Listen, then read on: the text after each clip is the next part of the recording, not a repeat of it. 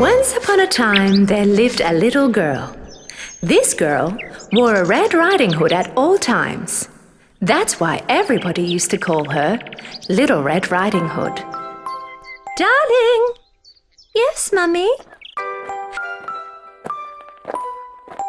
You know your grandmother is ill. Would you take her the cookies I baked and the fresh herbs I picked from the woods? Of course, Mummy, I will. The little girl, with her Red Riding Hood as always, started her journey to her grandmother's house. "Do not leave the road in the bunny forest, sweetheart," said her mother as she was leaving. Little Red Riding Hood started walking in the forest while joyously singing songs. I wonder why they call it the bunny forest. I haven't seen any bunnies along the way. Little Red Riding Hood came to a road filled with flowers. There were all kinds of colored flowers.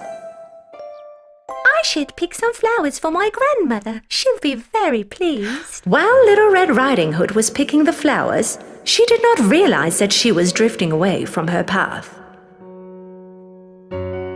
At that moment, she heard a sound coming from the bushes. Suddenly, a big bad wolf approached in front of her. Little Red Riding Hood was so scared that when she saw the wolf right in front of her eyes, she dropped the basket that she was carrying. The wolf jumped closer to her and collected the cookies she had dropped from the basket and gave them back to Little Red Riding Hood. Little Red Riding Hood was amazed by this unexpected gesture from the wolf. Thank you. Where are you heading, little girl?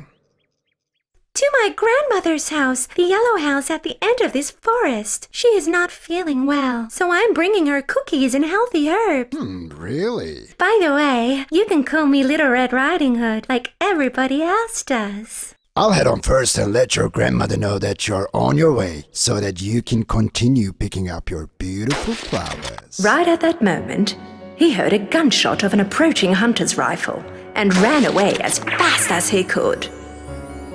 Little Red Riding Hood looked around for a moment and started crying, realizing that she was lost.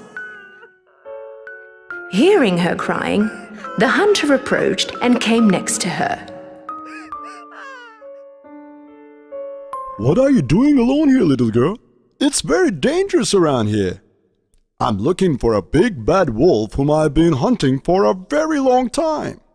Little Red Riding Hood was very ashamed because she had not listened to her mother and left the road in the bunny forest. So she could not tell the hunter that she had met the wolf. Well, I was bringing cookies to my ill grandmother living at the end of the forest and I got lost. Let me bring you to your grandma's home then. They started to walk together. And right then, the wolf took a shortcut and quickly made it to the grandmother's house.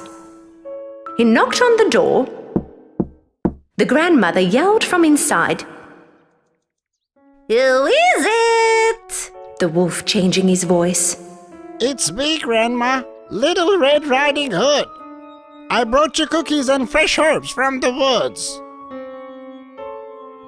"The door is open, my dear. You can come in." The wolf smirked and stormed in through the open door.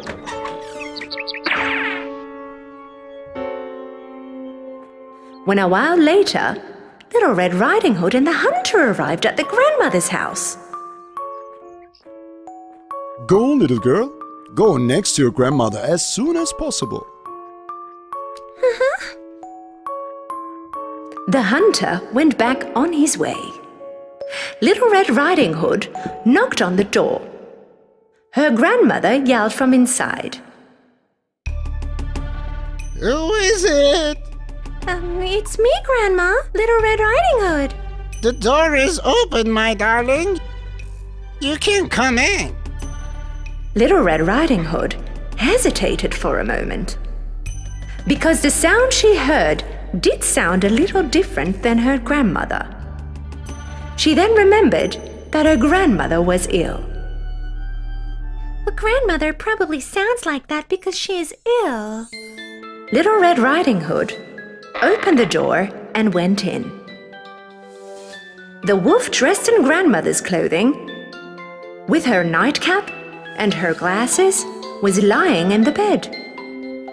He also closed the drapes so that it became dark inside, and Little Red Riding Hood could not recognize him.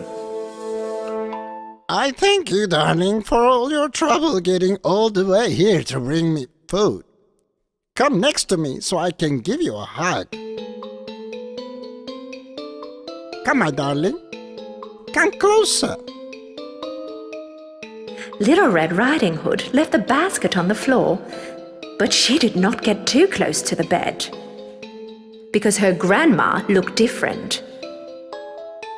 Why are your arms so long, Grandma? So that I can hug you better. Why are your ears so big? So that I can hear you better. But why are your eyes so huge? So that I can see you better. Why are your teeth so sharp, Grandmother? So that I can eat you better. The wolf jumped out of the bed and charged at the Little Red Riding Hood. At that moment, Little Red Riding Hood realized that it wasn't her grandmother lying in the bed, but instead the big bad wolf she had ran into along the way. Help me! The hunter heard Little Red Riding Hood scream Help me! and ran straight to the house, stormed into the open door and caught the wolf immediately. I finally got you, big bad wolf. Now you're in my hands. The hunter cut the wolf's belly and rescued the grandmother. Thank you for saving us, Mr. Hunter. You're welcome. But promise me, little girl, that you will never forget what your mother asks of you. With great appetite, Grandmother ate all the cookies Little Red Riding Hood had brought for her, boiled the healthy herbs to make a cup of tea, and instantly got well. Little Red Riding Hood promised her grandmother that she will never ever fall into the words of a bad wolf again.